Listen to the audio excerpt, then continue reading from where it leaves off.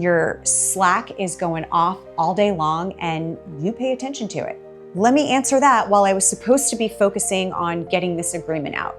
You're answering problems from your team on the regular all throughout the day. You also have ideas going like crazy. So every time you have an idea, you're writing down that idea, and then all of a sudden you go off on a tangent, writing notes on that idea and what you're gonna do, and then calling this person to execute on that idea. And then all of a sudden you get another phone call, there's a customer problem, you're getting pulled in because your team doesn't know how to handle it. You're just overwhelmed. This year, I read a book by Dr. Benjamin Hardy, and it was called The Science of Scaling. And it's all about creating an impossible goal. And the whole idea of it is that you have this big, gigantic, impossible goal. It forces you to think differently. So my husband and I, with our portfolio of companies, our impossible goal is to hit $100 million in 3 years. So people hear $100 million in 3 years, that's crazy. Well, yeah.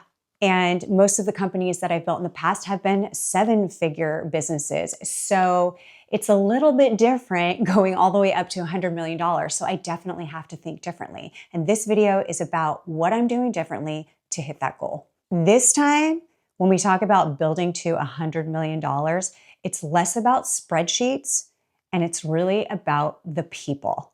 I am obsessed with systems and SOPs, and the main reason for that is because it just brings clarity. There's a source of truth in a spreadsheet. If you have a certain metric that you need to hit and you don't hit it, you know it's off, you know it's wrong. The problem in the past that I've had was that I had systems in place, but if you don't have the people who understand them and who actually want to adopt those systems, it's not going to work. So now my focus is on building the people who can then work the systems to help you get to the goal. Where this shift really became obvious to me is I would spend all of these hours coming up with systems. Here's the SOP, here's the step-by-step of what you're gonna do, and then hand it off. Like, hey, I created this great SOP, look at it, let me know if you have any questions, and let's go. The problem in doing that is there wasn't a clear understanding or definition of success with the person. Not only that, if the person doesn't take ownership of it, it's going to fail. So what I started to see was accountability. Accountability is huge. And that's when you start to see that you may have an actual people problem versus a system problem. And I like to make a clear distinction between the two of those because you can have a great system. You can have a very, very clear definition of this is what success looks like. You're the owner of it. Here's the due date. Here's when we need it by. However, if that person takes all of those things that you have clarified and still can't execute on it, you now have a people problem. There's an accountability issue there, and there's something bigger than the system. And that's when you know that maybe that person isn't the right fit.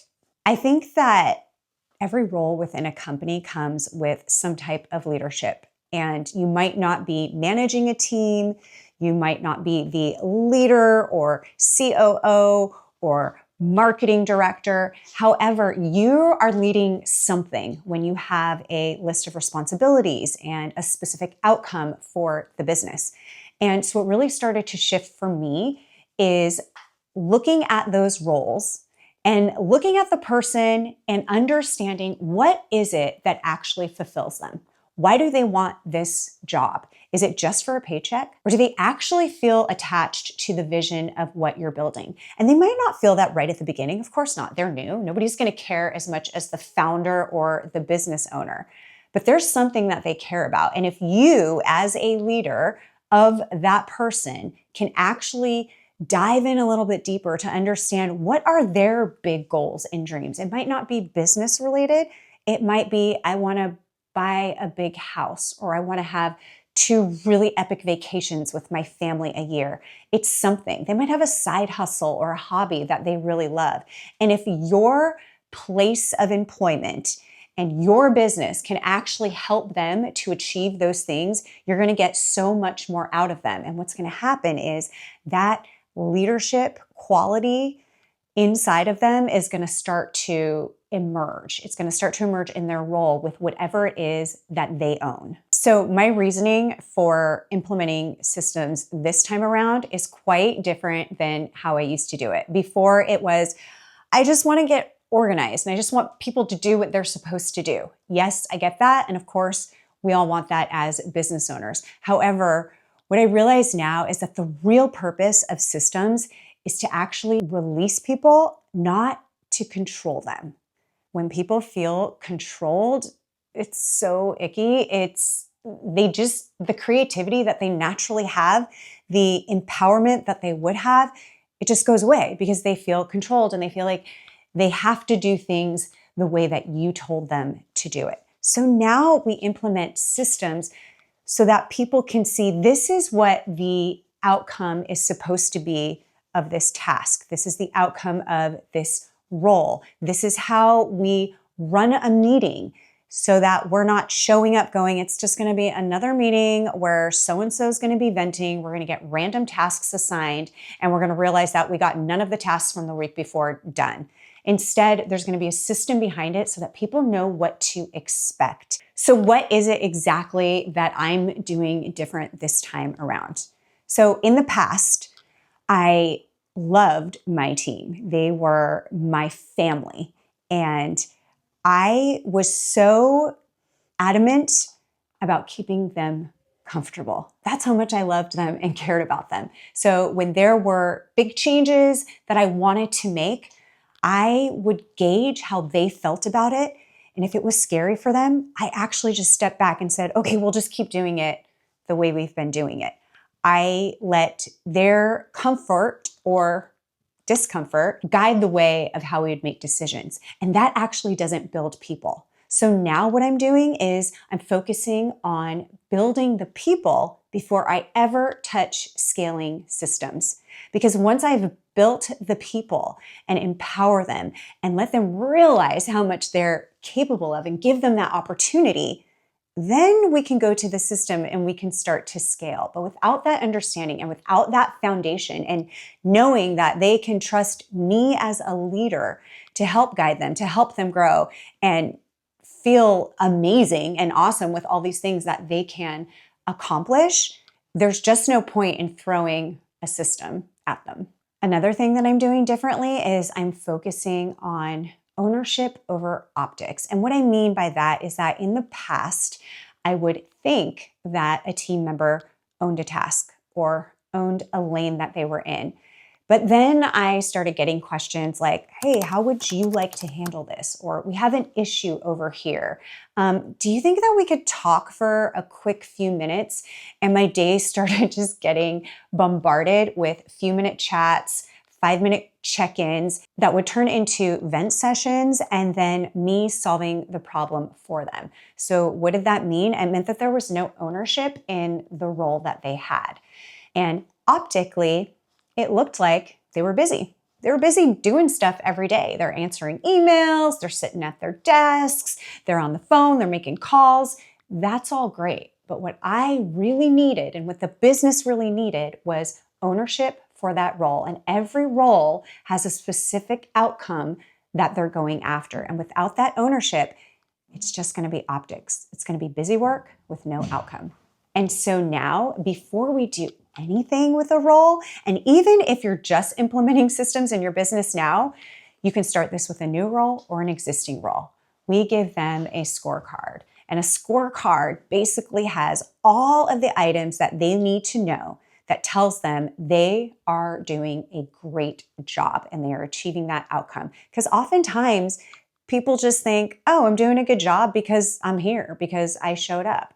But without a key definition of success or a clear KPI, a key performance indicator, how is somebody to know that they're doing a good job? So we outline, what does this role look like? What does it look like when it's done well? And what are the main metrics in my day-to-day life, my month-to-month life that show me and prove that I am doing a good job? Now they know what to work towards.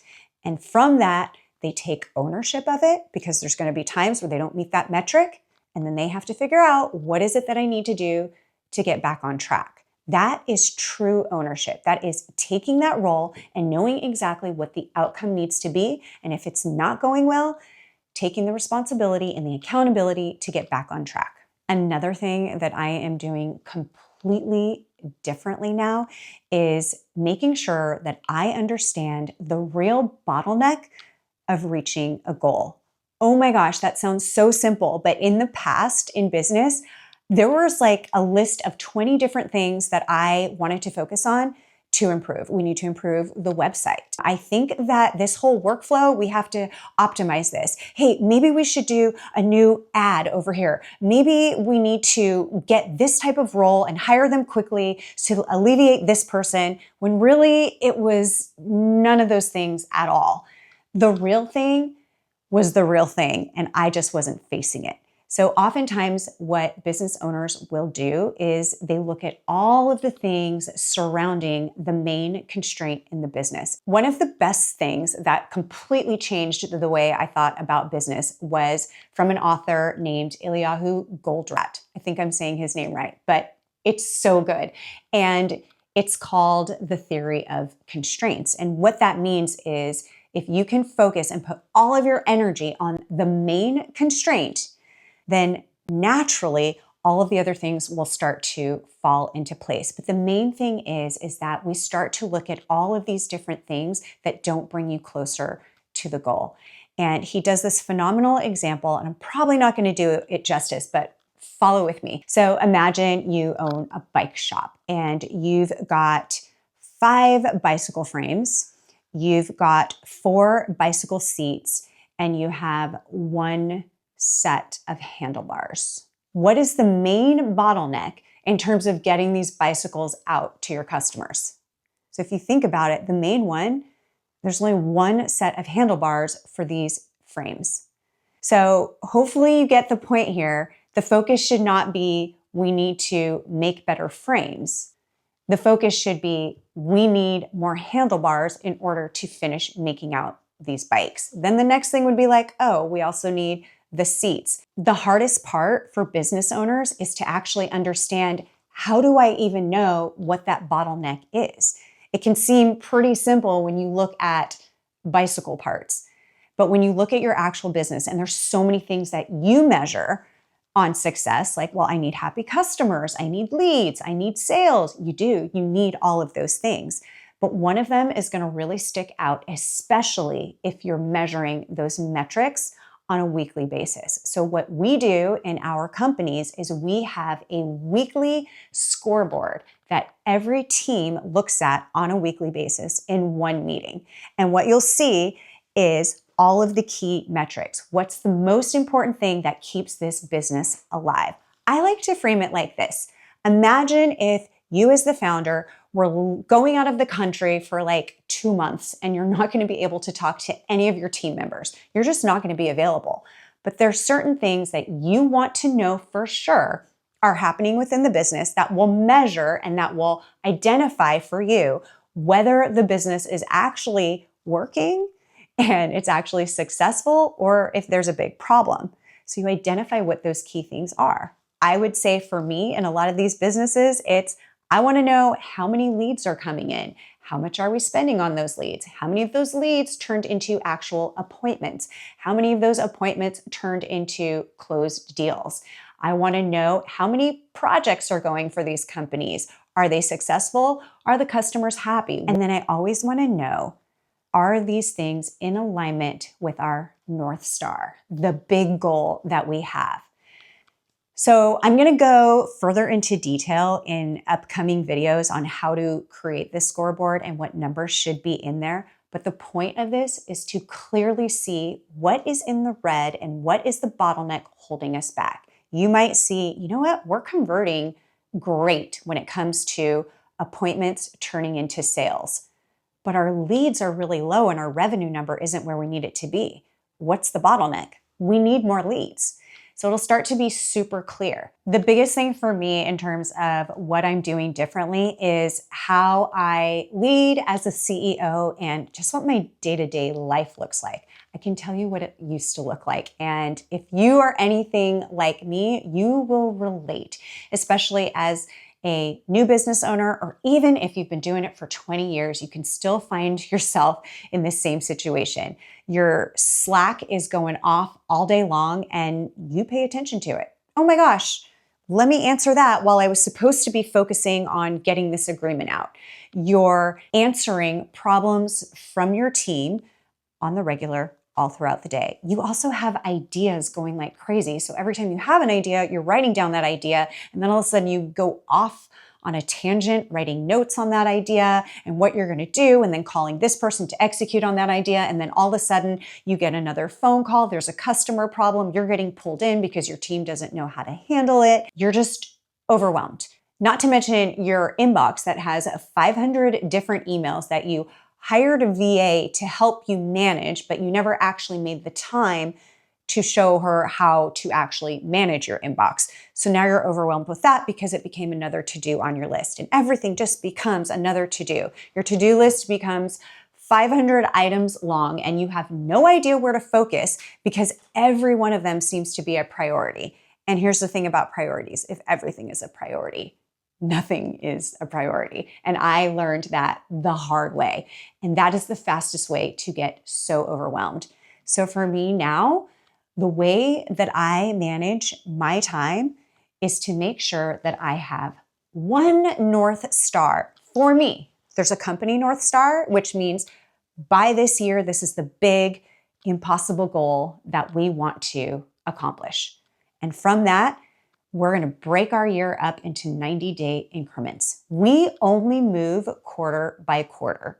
We used to plan out, here are all the things we need to do this year. Now we only think in 90-day increments. And what that's done for me as a CEO is know exactly what I need to focus on in the next 90 days versus a whole entire long list. So we have one North Star goal, and from that, we determine 3 outcomes that have to happen in that quarter. Underneath that, everybody else has their own individual outcomes and their own goal of what they need to accomplish.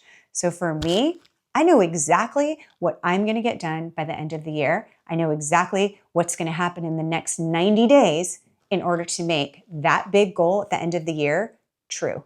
Now I know what I have to do each day, because now if it's on the list and it doesn't actually move one of those 3 outcomes forward, it's out. It goes in the parking lot. It's later. It doesn't have to be gone forever, because some of those ideas are good. I think I have a lot of great ideas. I'm an entrepreneur. We think all of our ideas are great, but they're not all for now. A lot of them are for later. So I write them down. And for me, that's just as good as knowing that it's getting attention. Because sometimes you have this idea and you feel like if you're not putting any attention on it, it's just going to go. It's not going to go anywhere. Just put it in the parking lot. You can visit it later.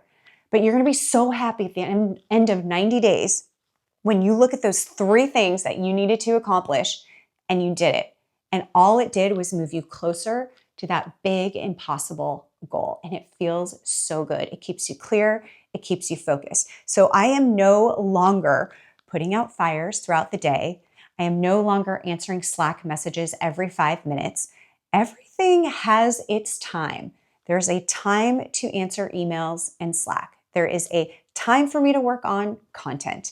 There is a time for me to build the team and work with them. And there's a time for me to focus deeply on the work that matters and gets me to accomplish those 3 goals. If you're curious about the exact systems that we use in our companies, or even just the leadership tools that I use to help build people, follow along here, because I'm going to be sharing so much of that stuff. And if you want to know how I came to this conclusion, what happened in a past business that made me redefine what success actually looks like, then check out this next video.